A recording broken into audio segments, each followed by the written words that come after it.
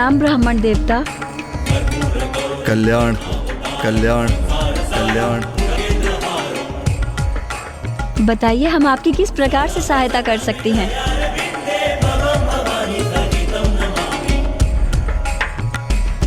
मैं तो एक साधारण ब्राह्मण हूँ जो इस मार्ग से जा रहा था और मुझे एक अद्भुत तेज का आभास हुआ।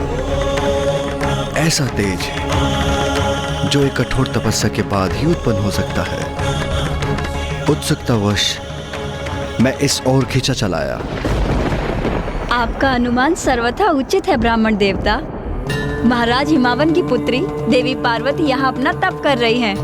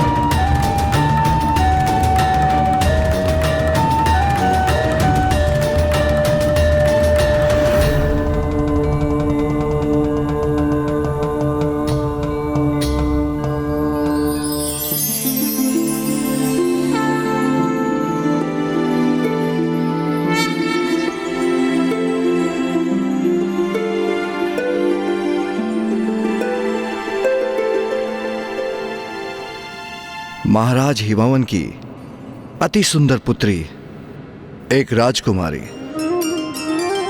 इतनी युवावस्था में इस वन में कठोर तपस्या कर रही है। भला क्यों? आपके पिताश्री तो अत्यंत संपन्न हैं, धनवान हैं, हिमालय पर्वत के राजा हैं। आपकी सभी इच्छाओं को क्षण भर में पूर्ण कर सकते हैं।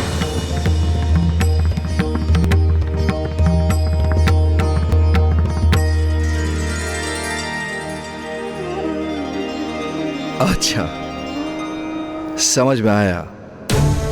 अवश्य किसी ढोंगी साधु के शब्दों से प्रभावित हैं आप। उसने आपको तपस्या करने का सुझाव दिया। क्यों? उचित कहा ना मैंने? नहीं ब्राह्मण देवता, ऐसा कदापि नहीं है। सखी पार्वती तो महादेव को प्रसन्न करने हेतु तो तपस्या कर रही है, जिससे महादेव उन्हें विवाह के लिए स्वीकार कर सके। क्या क्या कहा आपने? महादेव?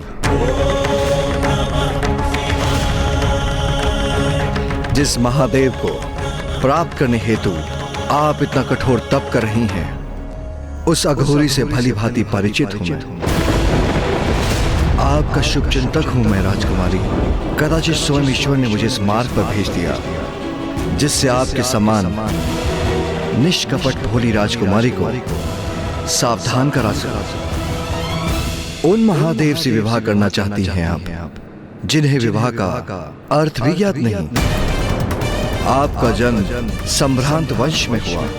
आपके पिता महाराज, आपकी माता महारानी है, किंतु महादेव का जन्म कब, कहां, कैसे हुआ, ये तो आज तक कहीं प्रकट ही नहीं हुआ।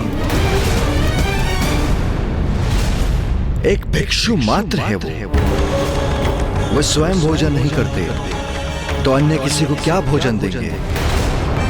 उनके द्वारा एकत्र की भिक्षा उस कपाल में जो अपने साथ लिए फिरते हैं। अरे आप ठहरी राजकुमारी, आभूषण आपका 16 श्रृंगार है, किंतु वो आभूषण के नाम पे आपको क्या दे सकते हैं?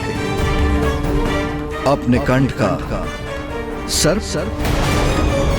आपकी मांग सिंदूर के स्थान पर भस्म से सुशोभित करेंगे और राजभवन के स्थान पर आपको कठोर शिलाओं और गुफा वाले कैलाश पर भी रखेंगे।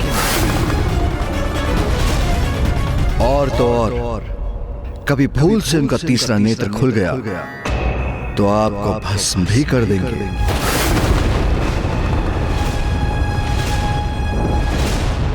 उस अघोरी से आपके इस तथाकथित विवाह के उपरांत क्या वो आपके साथ कैलाश में भी रहेंगे, अथवा आपको ही उनके साथ शमशानवासी बनना होगा?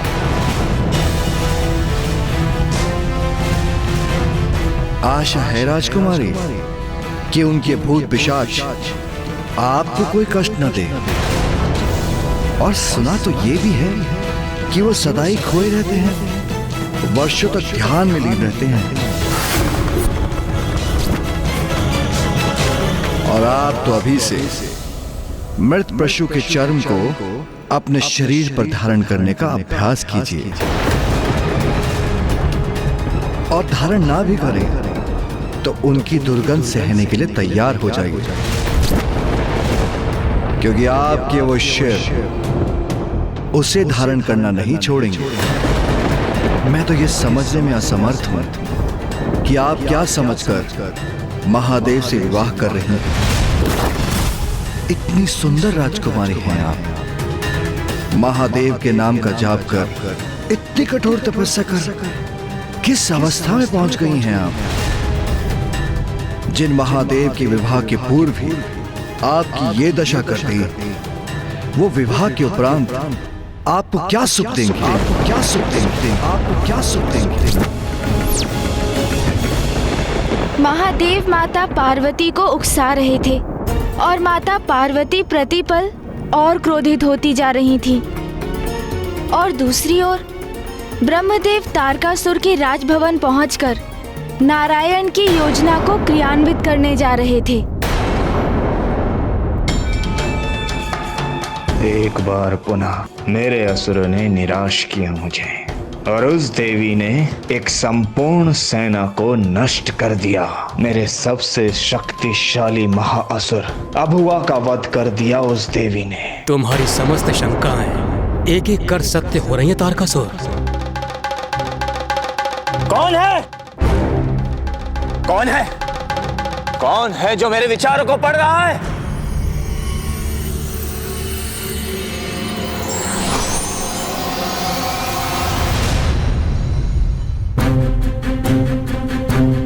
प्रणाम ब्रह्मदेव।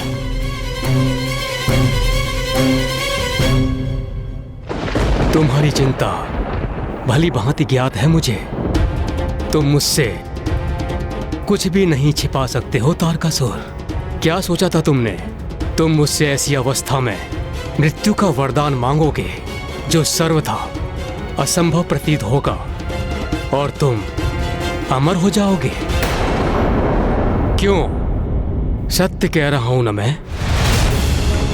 किंतु अब ऐसे संयोग प्रस्तुत हो रहे हैं जो असंभव प्रतीत होता था वो शीघ्र संभव हो सकता है। महादेव देवी आदि शक्ति अर्थात देवी पार्वती से विवाह करेंगे। इसकी संभावना बढ़ती जा रही है। यदि महादेव ने देवी पार्वती से विवाह किया तो उनका पुत्र भी अवश्य होगा, और वही पुत्र बनेगा तुम्हारा काल। बनेगा तुम्हारा काल। बनेगा तुम्हारा काल। काल हूं तुम्हारा, शीघ्र जन्म लेकर तुम्हारा वध करूंगा मैं। किंतु मैं अपने सबसे बड़े और महान भक्त के साथ ऐसा कदापि नहीं होने दूंगा। इसलिए इस बार मैंने हस्तक्षेप करने का निर्णय लिया है। एक और ब्रह्मदेव जहां तारकासुर को अपनी योजना में उलझा रहे थे, वहीं महादेव द्वारा ली जाने वाली परीक्षा माता के लिए और कठोर होती जा रही थी। देखिए राजकुमारी, प्रतीत होता है आप एक कल्पना की उड़ान से रचित संसार में जी रही हैं।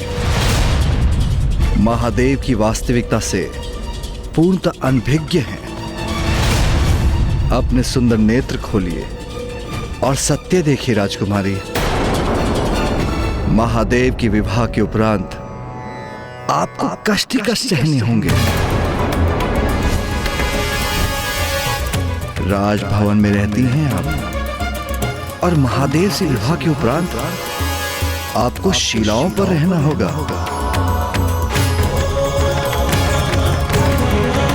इतने सुंदर रथों पर आरूढ़ होती हैं आप, और महादेव का वाहन क्या है? वो वृद्ध बैल।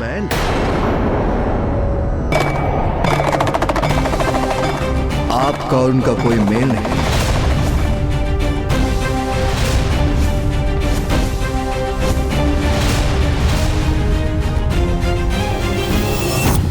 बार बार नारायण आदि शक्ति मेरे असुरों को दिए वरदान का तोड़ जो ढूंढ लेते हैं। इस बार तुम्हारे माध्यम से मैं प्रमाणित करना चाहता हूं कि मैं उनसे कहीं अधिक श्रेष्ठ हूं। मैं तुम्हारी सहायता करूंगा तारकासुर।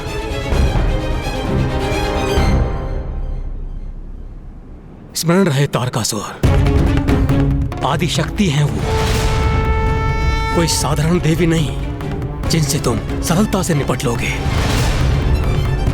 क्या करूं मैं? आप ही मुझे बताइए। स्वयं को सुदृढ़ और सशक्त करो वत्स। अर्थात एक ऐसी माया नगरी का निर्माण करो जो तुम्हारा स्वयं का स्थान हो, जो तुम्हारा नगर और राजभवन हो। जब महादेव का पुत्र उत्पन्न होगा, इसके उपरांत वो इस नगर में प्रवेश करने का प्रयास करे तो ये पूरा नगर जाल बनकर अपने में फंसा ले। इस तरह महादेव के पुत्र का अंत हो। किंतु प्रभु, मुझे माया नगरी का कोई ज्ञान नहीं। उसकी चिंता मत करो पुत्र, वो विद्या मैं तुम्हें प्रदान करूंगा।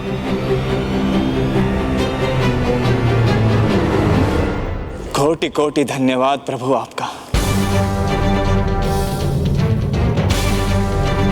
किंतु प्रभु, यदि मैं अपनी माया नगरी चला गया तो फिर स्वर्ग का क्या होगा? स्वर्ग लौटा दो देवताओं को, स्वर्ग लौटा दो देवताओं को, स्वर्ग लौटा दो देवताओं को। प्रतीत होता है तारकासुर मेरी योजना के भंवर में फंस चुका है, और उन्हें आदेश दो कि तुम्हारे अधीन रहकर स्वर्ग का कार्यभार संभालें।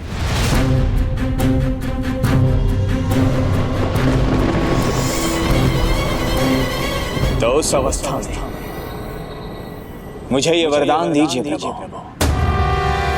कि मैं अपनी कल्पना से बढ़कर उस नगर का निर्माण कर सकूं जहां मेरा ही विधान स्थापित हो, और जब तक मैं वहां स्थित रहूं संपूर्ण त्रिलोक मेरे अधीन रहे।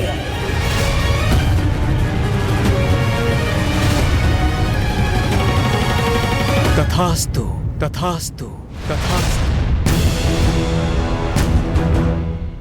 धन्यवाद प्रभु।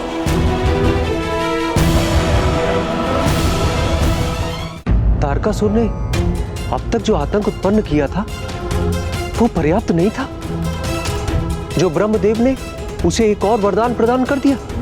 महाराज, इस वरदान के पीछे ब्रह्मदेव और नारायण की एक द्विपक्षीय रणनीति थी। प्रथम कि देवता स्वर्ग पर अपना अधिकार पुनः स्थापित कर सके,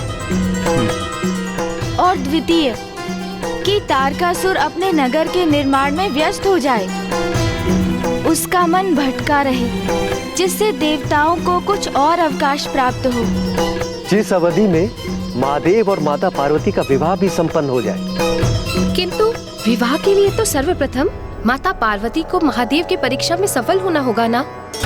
हाँ माता, आप सर्वथा उचित कह रही हैं। किंतु अभी कैसी परीक्षा ले रहे थे महादेव कि माता का क्रोध उनके चरम पर ही पहुंच रहा था? क्षमा कीजिए ब्राह्मण देवता, आपका सम्मान करना मेरा धर्म है, इसीलिए मैं आपको कुछ नहीं कह रही हूँ। किंतु आपको मेरे समक्ष महादेव की निंदा करने की अनुमति नहीं है।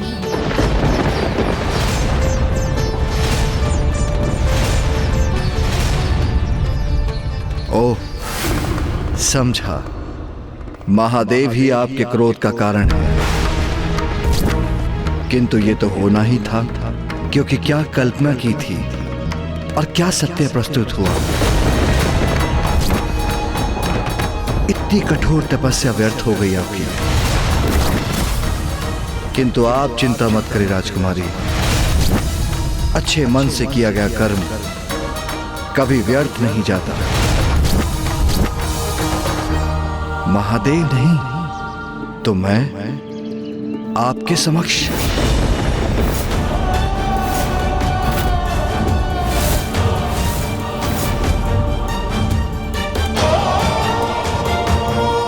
ये आप क्या कह रहे हैं ब्राह्मण देवता? आपका कथन सर्वथा अनुचित है। अनुचित क्यों? मैं तो सर्वथा उचित कह रहा हूं। मैं ब्राह्मण अवश्य हूं, किंतु राजकुमारी को उत्तम भोजन दे सकता हूं और मैं राजकुमारी को उत्तम भवन का निवास भी दे सकता हूं और आभूषण भी प्रस्तुत कर सकता हूं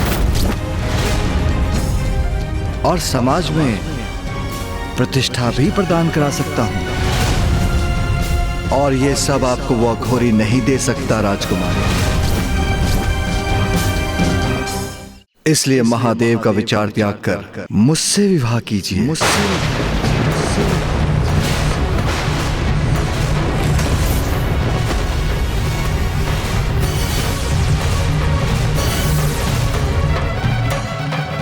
ब्राह्मण देवता, ब्राह्मण देवता, ब्राह्मण देवता, इतना दुस्साहस आपका!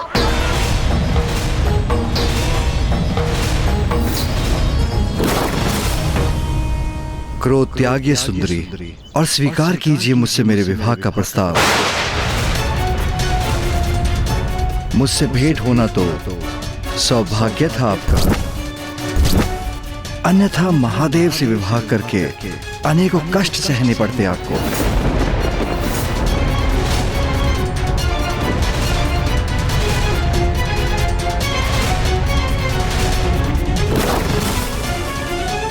तो कहिए, विवाह करेंगी ना मुझसे? विवाह करेंगी ना मुझसे?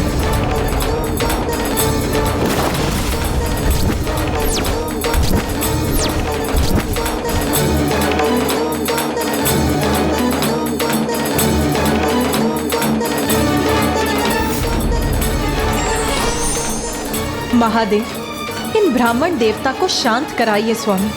इनके अनुचित शब्द मेरे हृदय को बेध रहे हैं। मुझे ज्ञात है पार्वती, ये तुम्हारे लिए कष्टदायी होगा, किंतु ये वो परीक्षा है जिसके द्वारा ही तुम स्वयं को सिद्ध कर सकती हो और ये परीक्षा तुम्हें देनी ही होगी। ब्राह्मण देवता इतनी दुष्टता कर पार्वती को क्यों उकसा रहे हैं? कहीं पार्वती ने इन ब्राह्मण देवता पर अपना क्रोध व्यक्त कर दिया तो तपस्या के उपरांत कितना बड़ा अपराध हो जाएगा।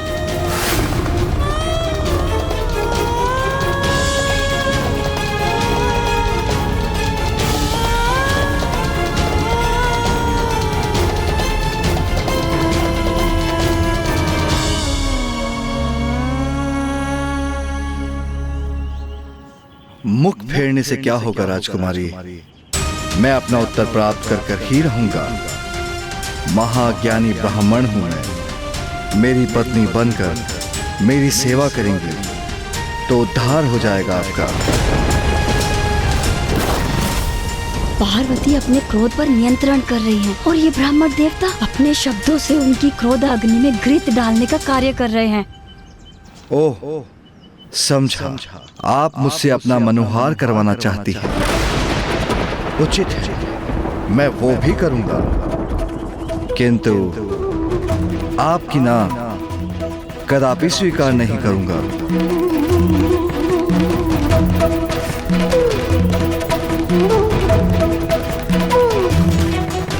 मैंने अपार सहनशीलता का परिचय दिया है, किंतु ऐसे अनुचित शब्द कब तक सहूंगी मैं? ये मेरी कैसी परीक्षा है स्वामी? उत्तर दीजिए सुंदरी। व्यक्तित्व भी अत्यंत आकर्षक है मेरा।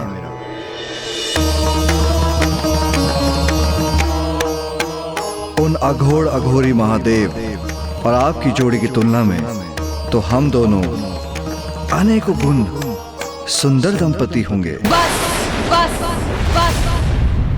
जगदम्ब मदम्ब कदम्ब वन प्रिय वासिनी हासरते शिखर शिरोमणि तुंग हिमलय श्रृंग निजालय मध्य। बहुत आदर सम्मान हो गया है इन ब्राह्मण देवता का, किंतु अब एक क्षण भी यहाँ रुककर इनका अनर्गल प्रलाप और नहीं सहूंगी मैं। जो मेरे स्वामी महादेव की निंदा करेगा वो तो महापाप का भागी होगा, किंतु जो उनकी निंदा का श्रवण करेगा वो भी तो पाप ही करेगा। चलो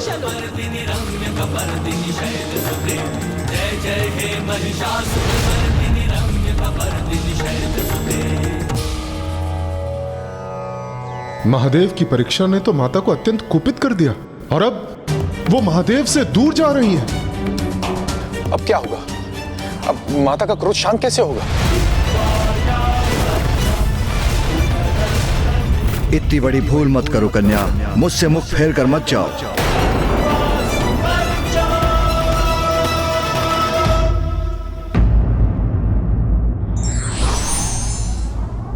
पूर्ण समर्पण और आस्था ही किसी भी भक्त को उसके भगवान के निकट ला सकता है।